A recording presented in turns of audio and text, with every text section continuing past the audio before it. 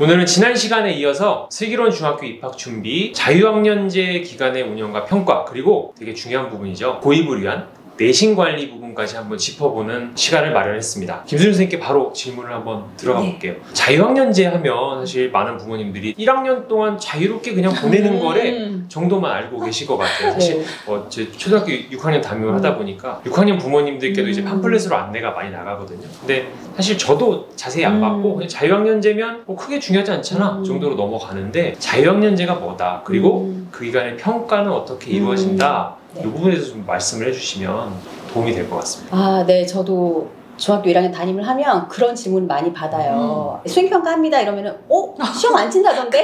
네, 이런 얘기 하거든요. 그런데 자유학년제는 일단 말씀하신 대로 자유롭게 이렇게 이제 학년을 보낸다는 의미도 있지만은 그 기간을 자기 꿈과 진로랑 이런 거를 탐색하는 시기로 보고 있어요. 그래서 이제 교과 과정이 2학년, 3학년이랑 차이 나는 부분이 자유학년제의 어떤 영역들의 교과 과정에 들어가 있어요. 그게 이제 4가지 영역인데요. 먼저 주제 선택 영역이 있고요. 그 다음에 두 번째로는 예체 영역, 세 번째는 동아리 영역, 그 다음에 네 번째는 진로 영역이 있습니다. 주제 선택 같은 경우는 보통 이제 교과가 심화되어 있는 경우가 많아요.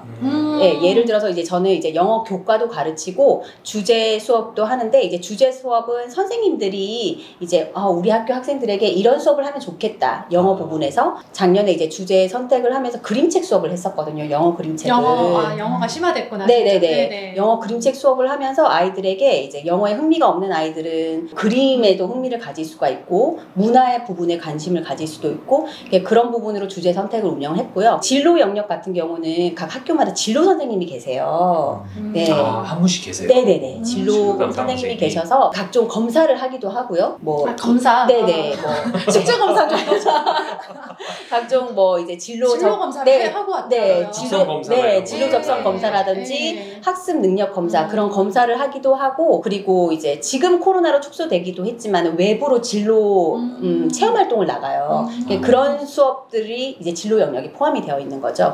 초등과 비교하면 좀 약간 초등에서 하는 그 창체 영역이 되게 더 많이, 그리고 다양하게 깊게 구성이 된 거라고 보면 될까요? 그러면? 네, 그렇게 볼 수 있고, 이제 세 번째로는 예체 영역인데 이 예체가 예술과 체육의 영역이에요. 그래서 예술은 이제 음악이랑 미술 부분, 체육은 체육 부분인데, 이 부분도 예체 부분이 이제 미술이랑 음악 부분에서 약간 심화되는 경우가 있어요. 이제 예를 들어서 이제 미술을 직접 이제 학교에서는 이제 교과 과정에 있다면 미술 선생님이 따로 어떤 프로젝트를 정해서 애니메이션, 웹툰 이런 것도 그런 것도 이제 예체 시간에 하기도 하고, 체육 같은 경우도 한 종목을 정해서 그 종목을 한 학기 동안 이제 운영을 한다든지, 그래서 더 심화가 되는 심화 과정이라고 보면 돼요. 그런데 이제 부모님이 오해하시는 게 학교에서 배드민턴 배우고 영어 그림책 읽고 노래 부르고 이러다 보니까 노는 것처럼 보이는 거예요. 막 다양하게. 게다가 이런 것들은 전혀 시험이 없거든요. 시험도 없고, 그러다 보니까 학교에서 이제 논다라는 인식이 조금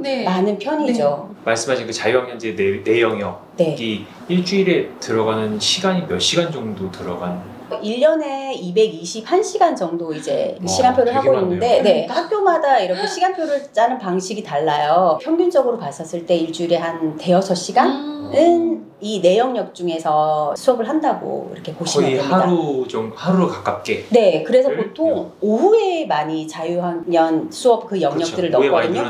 네네. 그래서 오전에는 이제 일반적인 교과 수업을 하고, 국영수하고, 국영수나 이제 교과 수업을 하고, 이제 일주일에 2번이나 3번 정도는 이렇게 영역별 수업을 하게 됩니다. 자유학년 기간에 운영이 그렇게 되는 거는 저는 잘 들었고요. 그러면 평가도 이루어지나요? 네. 기간에. 아까 말씀하신 수행평가에 좀 당황하신 분들도 많을 것 같은데, 그 기간 동안에 평가는 어떻게 이루어지는지 좀 말씀해 주시면 좋을 것 같아요. 네, 교과 수업, 우리가 얘기하는 국영수, 사회과학, 이 수업은 일반적으로 교과가 이루어지기 때문에 그 시간에는 수행평가를 쳐요. 수행평가를 치고, 자유 그 영역 수업에서는 시험은 치지 않지만 아이들의 활동 사항이나 이런 것들도 다 이제 선생님들이 기록을 했다가 성적표에 이제 나오는 거죠. 서술형으로. 학기가 끝나고.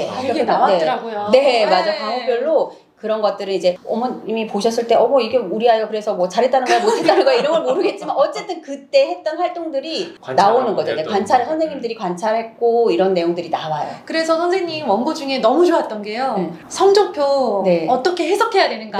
이 성적표를 보고 잘하는지 못하는지를 알 수 있는 팁을 책에 넣어주셨어요. 비슷해 보이는 문장인데 요런 형용사가 들어가면 잘하는 아이고 요 형용사가 없으면 평범하다. 굉장히 꿀팁이네요. 네. 그런데 이것도 학교마다 선생님들이 서술하는 방식이 다 다르기 때문에 잘 보셔야 돼요. 정말로 이렇게 숨겨서 이렇게 나타내시는 선생님들도 계시기 때문에 잘 보셔야 돼요. 그리고 일단 또 자유학년제의 취지가 아이들의 긍정적인 면을 조금 더 이제 다 관찰하고 이렇게 평가하는 부분이기 때문에 아무래도 아이들의 부정적인 요인이라고 하나요? 잘 못하는 부분은 서술하지 않는 경우가 굉장히 많아요. 최대한 자제하는. 네, 최대한 자제하고 아예 적지 않거나 그런 경우가 많기 때문에 제가 봤었을 때는 좀 양이 많고 뭔가 쓴 거리가 많다 그러면은 아이가 활동을 잘 한 것으로 보셔도 될 것 같아요. 적극적이었다. 네네네. 보고 칭찬이면 좀 화끈한 칭찬이어야 잘할 수. 잘했다. 양이 좀 적던데. 인상적인 칭찬이 없었어요. 없었어요.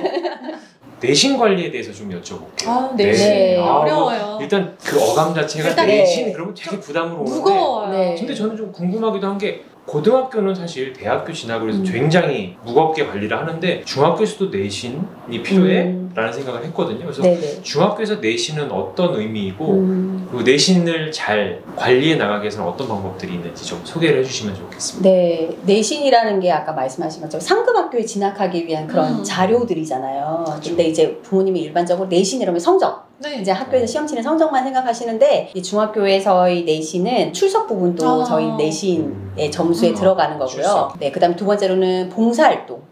네, 봉사활동이 들어갑니다. 그 다음에 세 번째로는 이제 우리가 일반적으로 생각하는 교과 성적이 들어가고요. 그리고 이제 거기에 가산점이 있어요. 플러스. 또 이제 플러스 영역이 있어요. 네, 그 영역. 네, 그렇게 보시면 될 것 같아요. 봉사활동 부분은 3년 동안 채워야 되는 봉사 시간이 있어요. 지금 코로나로 많이 확 축소가 됐거든요. 그렇죠. 영역 할 수 있는 일도 줄었고. 네. 60시간, 3년 동안 60시간 뭐 이렇게까지도 있었는데 지금은 확 줄어서 경기도교육청 같은 경우는 15시간? 네, 3년 동안 15시간. 정말 많이 줄었네요. 그렇게 되어 있거든요. 네, 그러니까 이제 그건 지역 교육청마다 다 다르기 때문에 미리 확인해 주시면 좋을 것 같고 그러면 교과 그리고 출석, 가산점, 봉사활동까지 이렇게 내 영역을 잘 챙겨야 내신 관리를 잘 할 수 있다라는 말씀을 해주셨고요. 중학교 때 공부할 것들이 너무 많아지잖아요. 사실. 그래서 중고등학교 때 공부할 것들을 요즘에는 추세가 초등학생들 고학년 아니 뭐 한 중학년부터 시작을 해서 선행학습을 엄청 열심히 해가는 분위기예요. 그렇죠?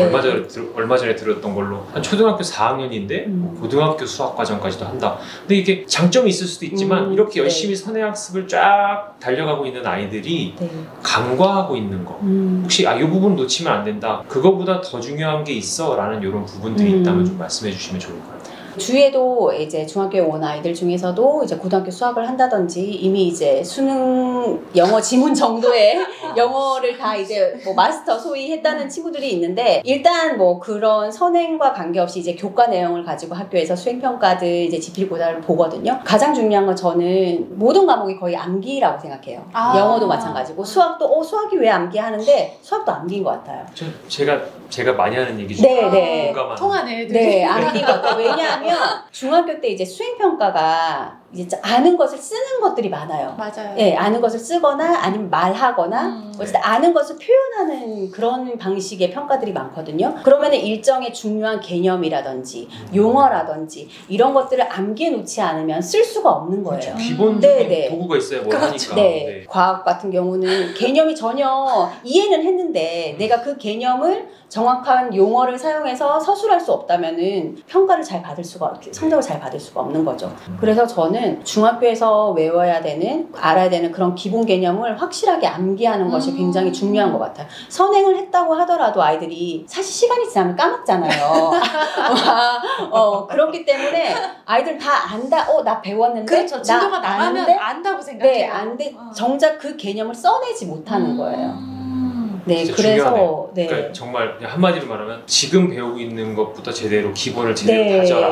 그렇죠? 선행 뭐 좋은데 지금 알고 있는 걸 제대로 알고 그 내용부터 요리하고 넘어가라. 그리고 이제 서술형 수행평가지를 보셨는지 모르겠지만 조건들이 많아요. 이런 조건을 이용해서 서술하여라. 이런 개념을 이용해라. 그런데 아이들은 문제만 보고 그런 조건이나 이런 것들 전혀 사용하지 않고 서술을 해버리는 거예요. 그렇게 되면은 아무래도 네, 좋은 점수를 받지 못하는 거죠. 쓰기는 썼는데 조건에 맞지 않으니까. 아, 그런데 그러니까 보통 선행이라는 게 말씀하신 대로 꼼꼼하게 짚어가면서 선행을 밟아나가기 힘들잖아요. 그러니까 한번 속도전, 후루룩 훑고 또 한 번 한다, 또 한 번 더 한다 이건데 그렇게 빨리빨리 무언가를 지나가 보던 습관이 있다거나 이런 경향이 있는 아이들의 경우에는 말씀하신 대로 이제 뭐 꼼꼼하게 체크하면서 제대로 다져가면서 이제 문제를 풀고 공부하는 게 어려울 수도 있다. 그런 말씀인가요? 네, 그렇죠. 저도 사실 이제 영어 수행평가를 채점하다 보면은 영어는 이제 워낙 잘하는 아이들도 많고 그래서 진짜 쓰기를 막 잘했어요. 근데 조건에 맞는 구문을 사용하지 않은 거예요. 내지는 단어의 스펠링이 틀린 거예요. 그러면은 점수가 줄 수 없는 거예요. 그렇죠. 내용은 물론 이제 우수하고 얘가 영어를 잘하는 아이인 거는 알지만은 스펠링이 틀렸다는 거는 국어에서 맞춤법이 틀린 거고 문장 부호를 제대로 사용하지 않았고 활용하라고 주었던 구문을 사용하지 않았으면 그 아이는 점수를 받을 수가 없는 거예요.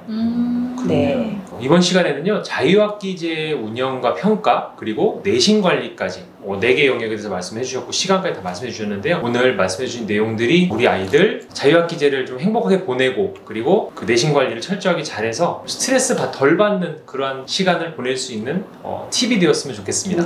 네. 다음 시간에는요 중학생 자녀들 이제 한참 사춘기를 지나고 있잖아요. 그래서 시간 관리 그리고 감정을 어떻게 대할 것인가에 대해서 한번 이야기를 해보는 시간으로 준비해 보도록 하겠습니다. 네, 오늘 말씀 감사합니다. 네, 감사합니다. 안녕히 계세요.